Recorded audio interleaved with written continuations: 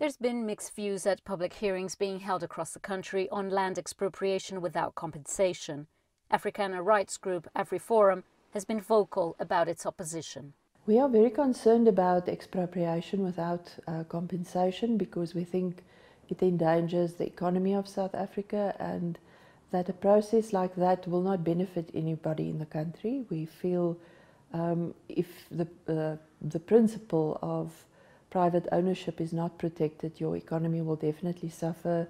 You will see disinvestment, and with our current situation where our economy already isn't strong, we think that even suggesting such a process is very dangerous, and we definitely do not want to see it implemented. AfriForum wants government to continue with its willing buyer, willing selling approach. But the process has been slow and black people own just 4% of land in South Africa.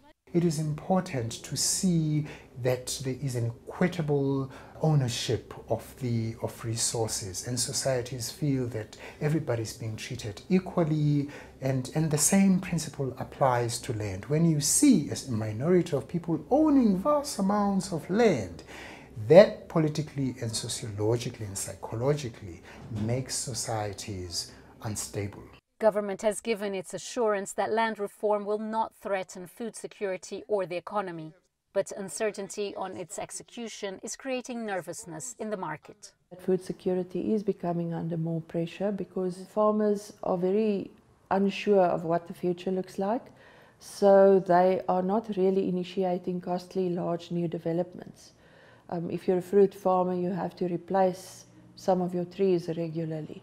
But that means that you will plant trees now that will only be productive in a number of years. However, South Africa is signed up to international treaties which protects investments. It is important for the country to maintain all those international agreements. In fact, we lead in SADC in terms of having this international integration of the economies on the continent. So my sense is that they are more likely to go the market kind of route. So we can have cases that we test whether or not we can actually acquire land without compensation. And that's what I think is probably going to happen, especially after 2019, after the elections. Parliament's Constitutional Review Committee is overseeing the public hearings. It will report back to the National Assembly at the end of August on whether or not the Constitution should be amended to allow for land expropriation without compensation.